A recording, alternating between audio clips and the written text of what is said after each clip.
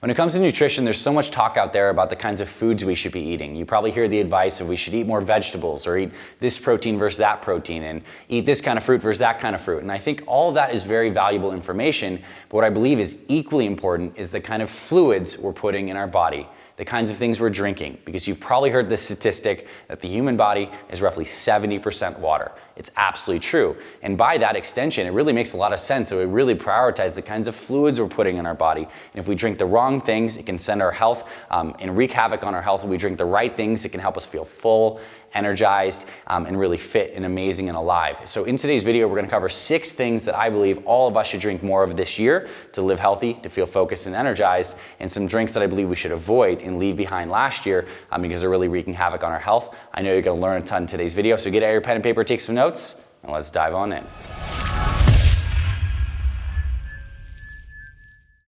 All right, so to kick off our list, the first thing that we should be drinking more of this year is some high quality water.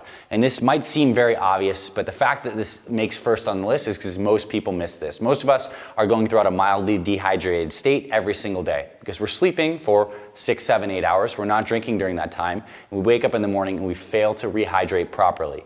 We go for something like coffee, which is a mild diuretic, and then the whole cycle of not drinking enough fluids throughout the day starts to take hold. And what that means for us is that we typically feel fatigued.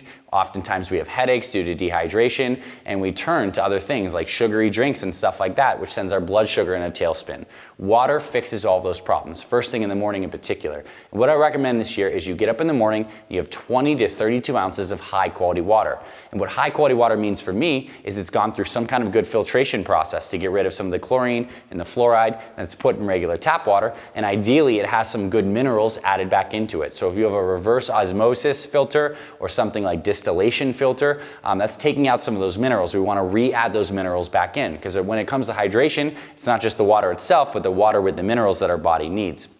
So what I recommend as a simple habit is to get some pink Himalayan sea salt, which has around 84 different types of minerals, and you throw a little pinch of that in your morning water, and then you're getting the minerals in the water first thing in the morning. What you're gonna find is you do this more frequently, your energy is gonna be higher in the morning, and you're gonna feel less need to go necessarily have some coffee, although coffee is gonna be on our list. We'll talk about that in just a second. So one thing, rehydrate in the morning with water. Number 2, get yourself some kind of water bottle. So I actually have some tea here. We're also gonna talk about tea in this list, but if you brew some tea or something like this and you bring this throughout the day, then you can drink like 2 of these per day and you're gonna hit your hydration target. So that's why water is first on our list. Second thing is some organic tea. I think people forget that essentially tea is medicine. These herbs that we throw in the different kinds of teas, the green tea, the hibiscus, the ginger, the peppermint, they all have medicinal properties. Peppermint is great for digestion, so if you have gas and bloating, peppermint can help with that. Green tea is good for energy. It helps with fat burning. Hibiscus tea lowers your blood pressure. Ginger tea, good for digestion.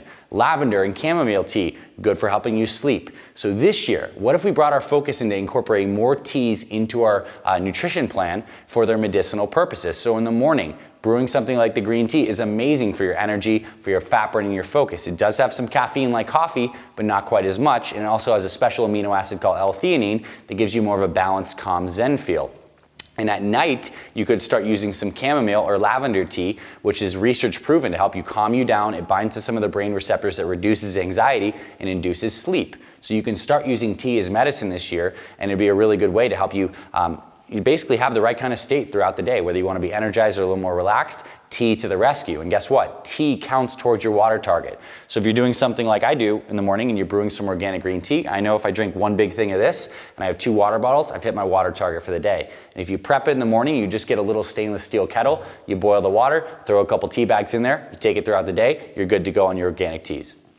Number 3 on this list is some high quality coffee. Now this is not something I'm necessarily saying like the previous 2 when it comes to the water is tea, I'm suggesting. Number 3, the coffee, I'm not saying you necessarily need to add this in if you're not drinking coffee already, but if you are, coffee can be a part of your health plan. But I would recommend that it's organic, of high quality. The darker roasts in particular are a little bit healthier for you. They have more antioxidants in them, and they're a little lower in the caffeine content than a lighter roast. Where people get tripped up when it comes to coffee is they throw a lot of creamers and sugar and crap in there. And so when I say you get an organic, high quality coffee and you might sweeten it with a couple drops of stevia and a splash of almond milk, I think that's totally fine. What it comes down to is you want to make sure that your body's not necessarily addicted to caffeine where you need it to feel energized, but if it's something that you enjoy and you feel fine kind of without it, and you can just manage your dose, then coffee can be something that can be in your health plan. It does help increase ketone production, can help you burn fat, can help with cognitive performance, and it is good as a pre-workout. So there's a lot of use cases for coffee. Make sure you're not relying on it, get some high quality, and don't throw sugar, dairy, and crap in your coffee. Number 4 on this list is to get more fresh green juices. Juicing is absolutely amazing. What juicing is essentially taking fruits and vegetables, putting them through a juicer, and extracting all of their vitamins, minerals, their amino acids, and all the things that give you really great nutrition without the fiber. The beauty of juices is that they're very easily digested. The body can assimilate that juice very quickly. This is why people feel amazing when they do go on juice cleanses. Well, whether or not we go on a juice cleanse, incorporating more fresh green-based juices is amazing. So green-based juices, what I mean by that is it typically has things like kale, spinach, celery, cucumber. It has greens as a base of it, as opposed to something that might be a more pure fruit juice like pineapple, orange, apple juice. It's going to be higher in sugar. So a good green-based juice that may have some apple and some carrot in there as well is going to be amazingly supportive for you. You'll feel great, and you can use it as a meal replacement this year if you want to lose weight and feel amazing. And if you have it in the morning, it's a really great time too, because your body doesn't have to spend a lot of time trying to digest the food, and digestive stress in general is going to make us feel a little more sluggish and lethargic. I know you've had a big meal before and you feel tired afterwards. Juice can help fix that. You can substitute a meal for some juice. It's a really good habit. I have about 1 juice a day. I'm a really big fan of that. Number 5 on this list is to get some kind of probiotic drink. So probiotic are the good gut bacteria that live inside of our intestinal tract, and they help improve our immune system. They help us digest our foods. They can actually release different kinds of neurotransmitters that actually influences how our brain behaves and functions. So these guys are super, super important. You may have heard of some of these fermented teas like kombucha. That can be great. Maybe some of these gut shots, so it might be some kind of like coconut kefir. But these probiotic drinks are amazing. I also recommend you eat probiotic containing foods like sauerkraut, kimchi, maybe a coconut kind of fermented yogurt or something like that. These are all good, but also drink your probiotics. Very good for your health this year.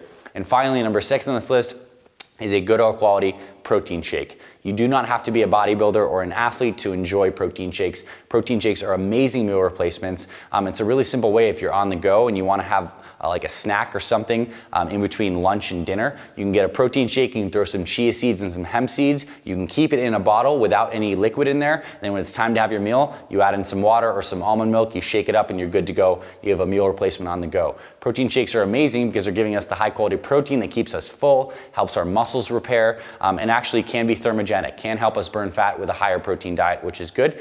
So basically protein shakes are a utility meal replacement. I recommend you use them. You can also use a protein smoothie first thing in the morning as breakfast. Could be a really simple way. So those are 6 drinks I recommend you include this year. Now, what didn't make this list? 1, alcohol. And I'm not saying you can't drink on occasion, but alcohol is a problem for a lot of different reasons. 1, when we drink alcohol and eat high-calorie foods at the same time, our body's a lot more likely to store the calories from the foods we're eating because it's busy metabolizing the alcohol. Alcohol is a metabolic toxin. Our body really wants to get rid of it. Number 2, alcohol does negatively impact your sleep and your blood sugar levels. So if you have alcohol before you go to bed, you're going to get lighter sleep, so less deep sleep, which is less restorative for the body, and it influences your REM sleep, so you're not going to dream as much, and that's actually good for memory consolidation and actually feeling sharp the next day. So I don't need to tell you that alcohol is not great for your body. I would say drink, if at all, in moderation this year. Definitely scale that back. And if you do drink, make sure you're not getting a bunch of sugar with your alcohol. It'd be a lot better to have whiskey on the rocks than it would be to have a margarita. Sugar plus alcohol is a really bad combo. Next is dairy. Dairy is a problematic food for a lot of different reasons. We have full videos on this channel on why dairy is a problem. I would certainly recommend that you drink less non-organic dairy. And if you do drink dairy, try to get it from an A2 cow. When you go into the supermarkets this year, you're going to start to see a lot more milk advertised as A2. It's a different kind of protein in the milk that comes from a different kind of cow that has slightly different genetics that doesn't cause as many problems. But I would say cut back on the dairy in general and do something more like an organic almond milk. Unsweetened, of course. You don't want to add a lot of sugar into your almond milk, but it's a really great substitute. So I would recommend that as well. I would also recommend you cut back on some sodas and artificial sweeteners this year. Is it fine to have a diet soda once in a while? Absolutely fine, but we do know that the artificial sweeteners and all sorts of these things do negatively impact the gut microbiome, which harms our digestion, and again, harms our immune system and can lead to all sorts of problems. We want the probiotics, we don't want things that screw with our digestive tract, and also when our brain is getting the sensation of being sweet all the time, artificial sweeteners are kind of tripping out our system. When our tongue senses the sweetness, our pancreas actually starts to secrete insulin ahead of the sugar that it expects to come. And what happens is if we don't actually have sugar coming in, and insulin's already spiking just a little bit because it's trying to get ahead of the sugar, aka the sweet taste coming in, then it can actually lower our blood sugar and lead to some dips and stuff like that. So for all those reasons, I'm not a huge fan of artificial sweeteners, and I recommend if you're going to do something, stevia seems like it's the best bet, but I still wouldn't be putting stevia on everything anyway. So that's the list this year. I know you're not going to be perfect. I'm not perfect either, but if we start to make more conscious choices like this, what we are going to find is we're going to start to feel better and more energetic. We're start to make better food choices, and we will start losing weight, especially if we're drinking a lot of sugars regularly. Getting those out of the diet is going to be massively helpful. So if you like this list, give me a thumbs up, drop a comment below on something you're committed to drinking more of this year or something you're committed to drinking less of this year. I'd love to hear from you. And if you're not subscribed to our Fit Father and Fit Mother Project YouTube channels, subscribe. We literally have hundreds of videos just like these on nutrition, on exercise, the right kinds of workouts for burning fat and building muscle, how to get your entire family healthy too. We are the Fit Father Project and Fit Mother Project. This is what we do. Thank you for being here, my friend. Give us a thumbs up and hit the like button. Drop us a comment below, subscribe, and I'll see you around the channel, and I'll talk to you very soon.